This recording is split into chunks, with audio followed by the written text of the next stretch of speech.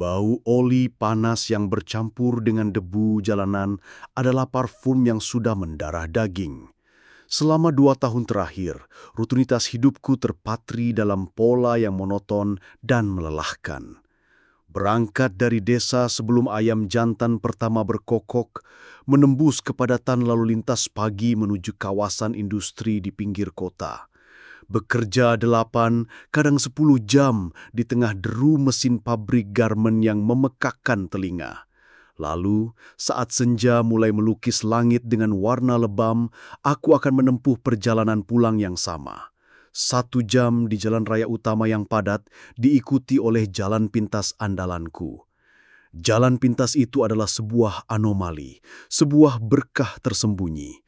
Jalan beton sempit selebar 1 motor membelah lautan sawah yang menghampar luas sejauh mata memandang. Jalan itu memotong waktu perjalananku hampir setengahnya. Aku hafal setiap tikungannya, setiap pohon waru yang tumbuh miring di tepinya, setiap saung reot tempat para petani berteduh. Aku merasa memiliki jalan itu, sebuah rahasia kecil yang membuat hidupku yang berat sedikit lebih ringan. Aku tidak pernah berpikir bahwa suatu hari jalan yang paling kukenal itu justru akan menjadi tempat di mana aku kehilangan arah sepenuhnya. Malam itu semuanya terasa berbeda. Awan menggantung rendah, membuat langit senja berwarna oranye kusam yang terasa berat dan menekan. Udara terasa lembab dan diam, tidak ada angin sama sekali. Suara azan maghrib yang biasanya terdengar syahdu dari kejauhan, malam itu terdengar seperti sebuah keluhan yang panjang dan melankolis. Aku sedang berada tepat di jantung hamparan sawah saat motorku, si Bejo yang baru seminggu lalu keluar dari bengkel, tiba-tiba batuk 2 kali. Tuk, tuk, mesinnya mati. Aku menepi di pematang yang sempit, mencoba menyalakan kembali. Starter elektrik hanya berbunyi klik lemah. Aku mencoba starter engkol, menginjaknya berulang kali hingga peluh membasahi keningku. Nihil! Si Bejo diam membisu. Ah, sialan, umpatku pelan. Aku memeriksa tangki bensin, masih lebih dari setengah. Aki, lampu depan masih bisa menyala redup. Aku bukan ahli mesin, tapi aku tahu ini bukan masalah sepele. Aku berdiri di sana di tengah lautan padi yang mulai menguning, dikelilingi oleh keheningan yang kini terasa mengancam. Suara azan maghrib telah berhenti. Yang tersisa hanyalah paduan suara serangga malam yang baru memulai konsernya. Dari tempatku berdiri, aku bisa melihat lampu-lampu desaku yang berkelip di kejauhan. Seharusnya hanya 15 menit berjalan kaki.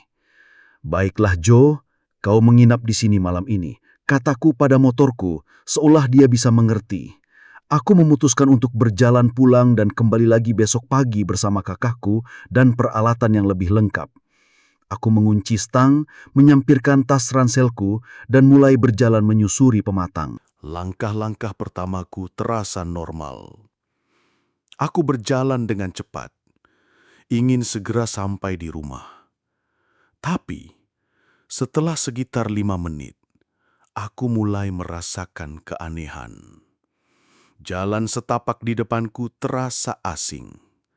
Persimpangan 3 yang seharusnya ada setelah tikungan tajam, tempat aku biasa berbelok ke kiri, tidak ada. Yang ada hanyalah jalan lurus yang monoton. Mungkin aku salah belok tadi, pikirku, meskipun aku tahu itu mustahil. Hanya ada satu jalan di sini. Aku berhenti, menoleh ke belakang. Aku ingin memastikan aku masih bisa melihat cahaya redup dari lampu motorku. Tapi di belakangku, pemandangannya juga berbeda. Pohon waru besar yang tumbuh miring di dekat motorku kini telah lenyap.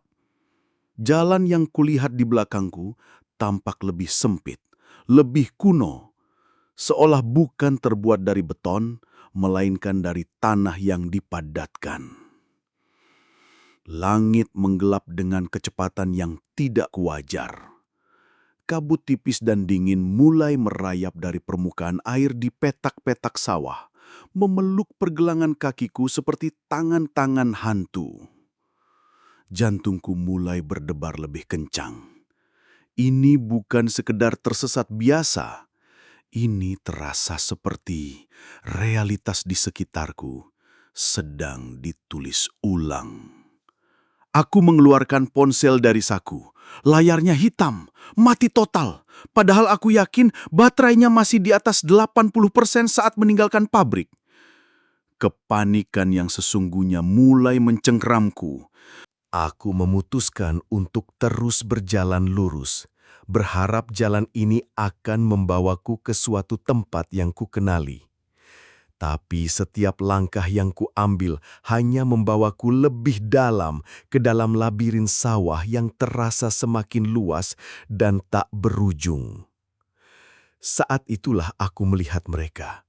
Sosok-sosok yang tersebar di beberapa petak sawah di kejauhan, membungkuk di bawah cahaya bulan sabit yang pucat. Para petani, pikirku dengan secercah harapan. "Pak, Bu, permisi," teriakku sekuat tenaga. "Tolong, saya tersesat." Tidak ada yang menjawab. Mereka tidak bergerak.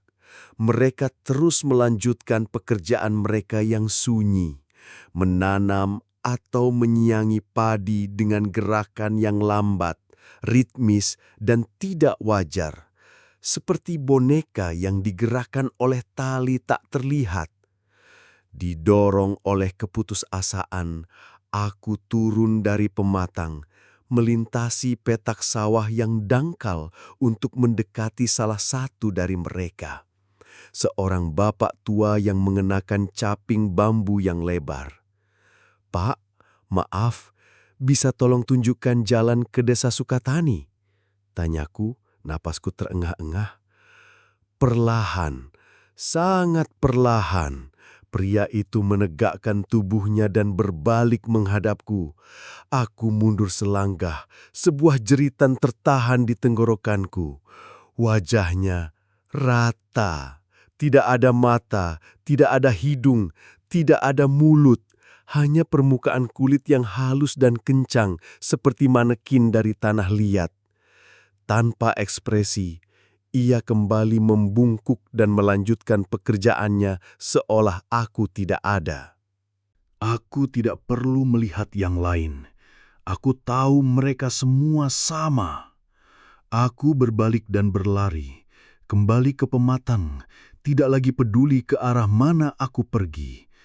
Aku hanya ingin menjauh dari makhluk-makhluk mengerikan itu. Angin telah berhenti berhembus sama sekali, menciptakan keheningan yang total. Tapi kemudian, aku mendengar suara gemerisik. Suara ribuan daun padi yang kering bergesekan, meskipun tidak ada angin. Gemerisik itu membentuk sebuah pola, sebuah bisikan. "Shh, tamu. Shh, dia di sini. Shh, lapar." Aku menutup telingaku dan berlari lebih kencang. Pematang di depanku kini bercabang-cabang seperti akar pohon, membentuk labirin yang mustahil. Setiap kali aku memilih satu jalan, jalan itu akan membawaku kembali ke titik yang sama atau ke pemandangan yang lebih buruk. Sekumpulan petani tanpa wajah yang berdiri diam seolah menungguku. Setelah apa yang terasa seperti berjam-jam, aku kelelahan. Aku terduduk di pematang, menangis dalam diam, pasrah pada takdirku. Saat itulah aku melihat cahaya itu, sebuah cahaya kuning lembut yang hangat, berkelip-kelip di kejauhan. Cahaya itu datang dari sebuah saung, gubuk bambu kecil yang berdiri sendirian di tengah lautan sawah. Satu-satunya tanda peradaban di neraka ini. Harapan kembali menyala. Mungkin di sana ada orang sungguhan, seseorang yang bisa menolongku. Dengan sisa tenaga, aku berjalan ke arah saung itu.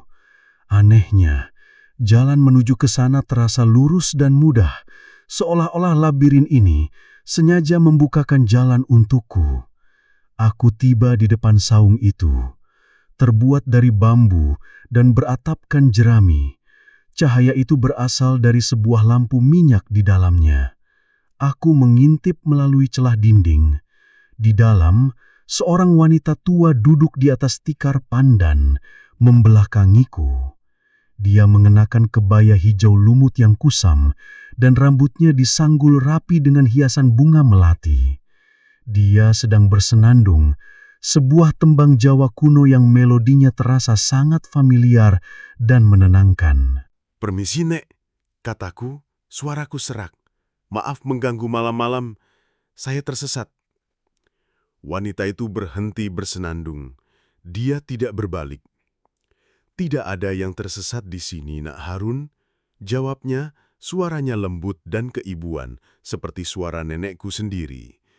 "Semua yang datang, datang karena memang sudah jalannya."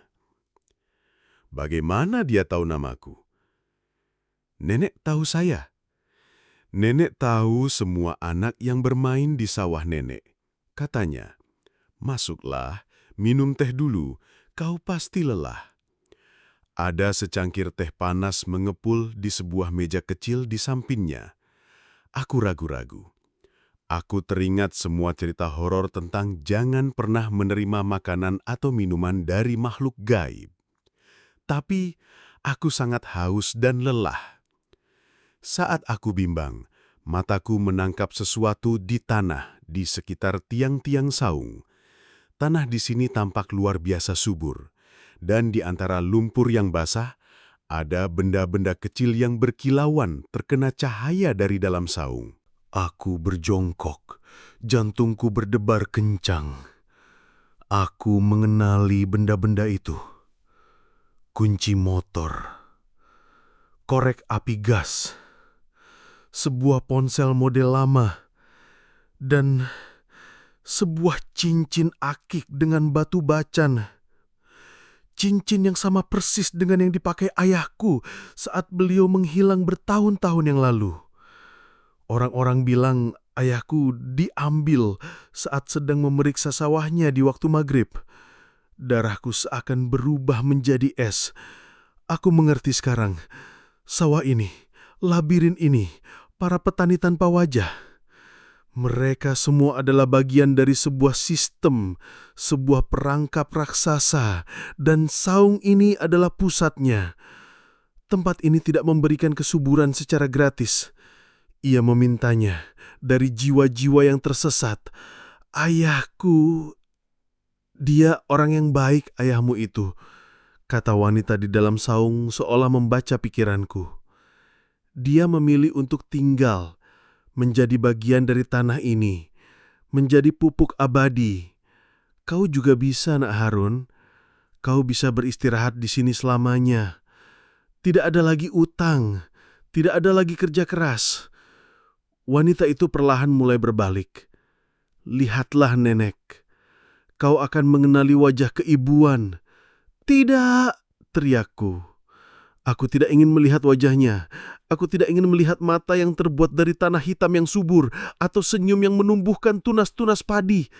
Dalam kepanikan murni, aku melakukan satu-satunya hal yang bisa kupikirkan. Aku melompat dari pematang, terjun ke dalam petak sawah yang berlumpur. Saat kakiku tenggelam dalam lumpur dingin, aku merasakannya. Puluhan tangan yang dingin dan ramping mencengkeram pergelangan kakiku dari bawah lumpur, menarikku ke bawah. Bisikan dari daun-daun padi berubah menjadi jeritan marah yang melengking. Aku meronta, menarik kakiku sekuat tenaga. Aku berlari terseok-seok. Setiap langkah terasa seperti menarik beban seberat 100 kilogram. Aku bisa merasakan tangan-tangan itu terus mencakar betisku. Aku berlari tanpa menoleh ke belakang, menuju satu-satunya suara dari duniaku yang masih bisa kudengar. Deru samar truk dari jalan raya yang sangat jauh. Aku bisa mendengar senandung wanita itu berubah menjadi sebuah wailan yang penuh amarah dan kekecewaan.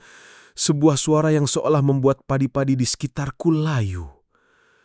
Aku tidak tahu berapa lama aku berlari. Yang kuingat hanyalah rasa sakit, dingin, dan teror yang tak berkesudahan. Sampai akhirnya aku merasakan aspal yang keras dan kasar di bawah tanganku yang terulur.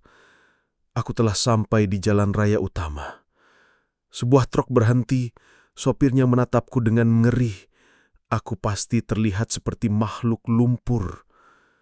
Keesokan harinya, aku kembali bersama kakakku dan beberapa warga. Motorku masih di sana. Kakakku memasukkan kunci, dan mesinnya langsung menyala pada percobaan pertama. Mekanik yang memeriksanya tidak menemukan kerusakan apapun. Aku menatap hamparan sawah di bawah sinar matahari. Tampak normal dan damai. Tidak ada saung, tidak ada petani tanpa wajah. Seolah mimpi burukku tidak pernah terjadi. Tapi saat aku berjalan di pematang dekat motorku, aku menemukan sesuatu. Sebuah kancing kemeja yang sama persis dengan kemeja yang ayahku pakai di foto terakhirnya. Aku pindah dari desa itu seminggu kemudian. Aku tidak tahan lagi. Aku sekarang tinggal di kota, di sebuah apartemen di lantai 10, sejauh mungkin dari tanah. Tapi aku tidak pernah benar-benar pulih. Aku selalu merasa lelah, selalu merasa ada sebagian diriku yang tertinggal di sana, diisap oleh tanah yang lapar itu.